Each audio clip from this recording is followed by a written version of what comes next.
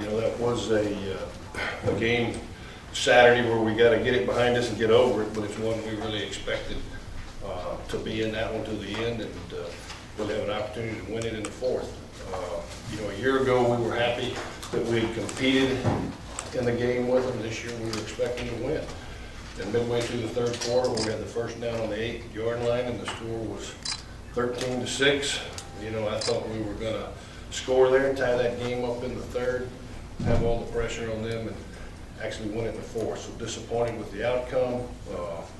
There's some really encouraging moments coming out of that game, starting with our kicking game was absolutely outstanding with Kyle Martin's punting and Chris Boswell's field goals. I thought Charles Ross did a nice job returning the kicks, but I was disappointed that we had the one fumble, the muff on the punt. I thought that was a big play after the defense had to 3 it out, but overall very excited with our special teams performance. I think we can really build on that. Defensively, you go in at halftime, you've held them to 13 points. That Boise offense has been, you watched all last year's film, they're going in 30 and 40 at halftime, so we're feeling good about ourselves defensively. And really in the fourth quarter is when they got all their yards. They had 123 rushing yards in the fourth quarter, but exceeded their output going up. They exceeded their output from the first 3 quarters. Started running the power. We started losing some leverage, but I was pleased with the defensive line, the linebacker. We've got to get the safeties really where we're leveraging the football better, and boiled down to really where they had 4 big pass plays and 4 big run plays. The one trick, the reverse pass that they scored on, that's actually Paul Porras and Shipley came down with the ball, together. So one of those where we defended it, we just have to make plays. We have those opportunities. Offensively, we ran the football very effectively. If you take the bad snap out and Taylor's errant pass at the end, we averaged almost 5 yards a carry. We've got to get more productive in the passing game. Our completions, were too short. We need some of those turn into big plays. We had 5 drops. And we had some penalties that, to go into Austin and play a team like Texas, you can't have drive-stopping penalties, especially when it's a dead ball where you lose it down. Just not going to happen that way. But a lot to take from this one, a lot to build on. We're a good football team, and looking forward to eliminating the mistakes we made this first week. And that's the key, is improving each week. And there's no doubt with this football team, we'll get over here today, we'll make improvements, and we're looking forward to playing Purdue.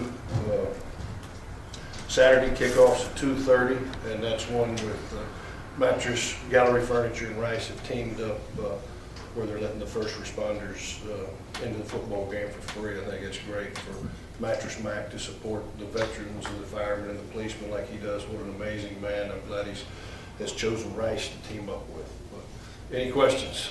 Coach, you've talked in the past about Rice beating Rice. Now, I know that UT had to capitalize on some of the stuff that you guys did, but it's like you said, you had the first and goal there in the third quarter, and you had to settle for the field goal, and then you had various instances, like I said, drive stopping penalties and stuff. Is this just an instance of Rice beating Rice, and you had to get over that? Well, it does. We have to, but I think, a lot of the guys that made the mistakes, they're correctable.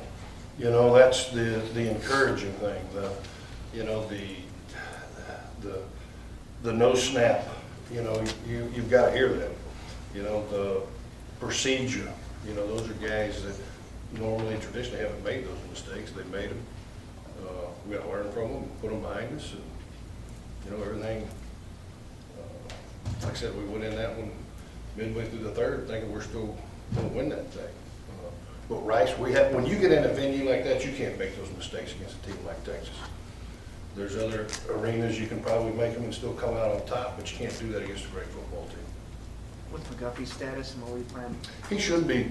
Really, he was cleared Saturday. You could just, in warm-ups, you could tell he wasn't really 100%. So, we made the decision he knew going into that game he was going to get the sweep and the pass, and that was going to be his role for the day. But he should be cleared this week. So he's full go for practice? Yes. What is that? You guys still tinkering a little bit with how you're going to utilize your running backs, because I think Eddington only got a couple carries last week. Was that by design, or are you still just figuring it out a little bit? That was one, we've got some great running backs, and going into it, coming out of camp, the others had a better per carry average, and we just gotta get him going. Could you talk about your first home game this weekend? You kick off 100 years of football. Can you talk about, as a coach, what just that means to you? You know, I think just 100 years, but also the fact that we're at the 10th anniversary of 9/11. I mean, everybody remembers that moment in time. And this would be a great weekend to pay tribute to really all the heroes around the country and the heroes overseas. And for it to be into the 100th year, it's humbling to be up here as the head coach and be responsible for the 100th year of this program, and we need to make it a special year. While acknowledging that every game is important, you have two very difficult road games after this home opener against Purdue. How significant, how important is it for you guys to get out here and try to get a victory against a team that's a little bit hobbled when you have Baylor and Southern Miss coming up after that? Yeah, you know, MK, you're right. Every one of them is important, but we've got to get our first one at some point. This is going to be an opportunity to open up at home. It's one, you study the film of Purdue. Purdue's solid. It's one where, we have to play well and eliminate those mistakes to come out on top. Purdue, their quarterback, everything about. But we've got to do a better job. It starts with me. We need to come out of this Saturday with a win, because we do have a challenging schedule ahead, but our total focus is right now just on the Purdue. Do you feel like, and I realize that it's kind of been the narrative here for a while, that this team hasn't beaten a school from an AQ conference, this is a golden opportunity to do so, A, and then B, based on a performance last week against Texas where you guys really weren't out physical or out athleted as much as you have been in the past? Yeah, I think we'll have an opportunity to win this football game. I mean, I do. I think, like I said before, but you're a football team. We're a talented football team, and we've got to put it together. You look at Purdue's roster, there are a lot of juniors and seniors on that football team also. They came back late in that game to beat Middle Tennessee at home. That's a proud program also. We're going to have to give it our absolute best. Coach, you mentioned him earlier, talking about special teams, but a little bit more about Kyle and Chris and their ability. If you get halfway, if you get into scoring position, Chris can get you the three, or that Kyle can pin the other team's offense back down there deep. Just how does that help you guys out with your thinking and knowing what they can do? Well, that's one of the things going into that game. When we discuss strategies, we realize Kyle's there with us, and we know going into it, if we'd had some more manageable fourth downs with Kyle, later we'd have gone trying to get those. But also with Kyle, even with his ability, we know what they're capable of. That's part of the strategies that we sit down when we game plan and decide what we can, we really think that Kyle's probably capable around 59 yards. Chris is capable of about a 59-yard field goal if we need it. That's what he's hitting consistently in practice. The problem with that game, though, you hit the red zone and you go 3 for 3 and throw field goals. You got to have touchdowns, and those we need to be bringing them in for extra points. Did you feel at all limited passing the ball downfield against Texas, and was that a byproduct of their defense or something structural? Well, we called 4 or 5 where we were going to throw them down the field, and it just happened where we were going to check out of what they were showing us on the blitz. So it was a byproduct of when we were doing it, they were bringing a lot of pressure. You feel much better about the opportunity being presented against Purdue's defense, because obviously they're not going to be as stout as what Texas. Yeah, they're not as blitz oriented as what the University of Texas did. We've got to throw the ball down the field more than we did last week. You touched on Taylor's performance. Can you talk a little bit more specifically about how he graded out, what you liked, what you didn't like about some? Well, you know what, that's only his 5th college start, and we tried to really give him a game plan for success and limit some of it. I think at times he really exceeded expectations. I think at times he pressed. There was some moments in there where, he looked like Taylor from last year. There were some passes that got away from him where, fundamentally he wasn't getting his feet set. Some things we need to work on, but that's, he went home, that was homecoming for him in a big venue, and hopefully the jitters are behind him, because he's a very good quarterback.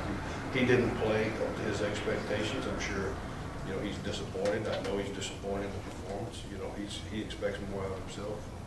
And so do we, and I'm sure he'll meet and exceed expectations this season. I know he you likes to feel keep a towel on him. Does he have a wet hand issue? And It was just a humid, it was humid down there. was that a reason for a couple of those, especially the screen passes that sailed out of bounds? The ball sailed, it was just, they came out of his hands. The last pass we tried was one where it just slipped out of his hand.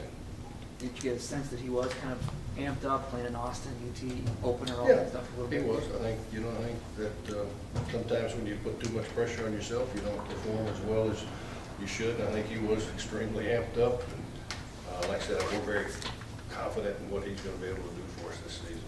Do you have a general philosophy on how you handle critical mistakes in a game? And I ask specifically because watching the SMU game last night and seeing him pull Padron out of that game after 2 interceptions, you had a couple, and you mentioned this after the game, a couple of veterans who, had some penalties that really killed opportunities for you. Do you kind of do it play by play, so to speak, or do you have a general philosophy on how you handle that? You know, when you can, if it's like when Keyshawn got the personal foul, that would be one that positionally you'd like to get him out and talk to him right there. But when you have a drive going, you don't want to put a new center into the football game. SMU had the senior quarterback with McDermott, and Padron had thrown 2 picks. I think it's, you have a philosophy, but you still better look at each play and make a great decision for the moment.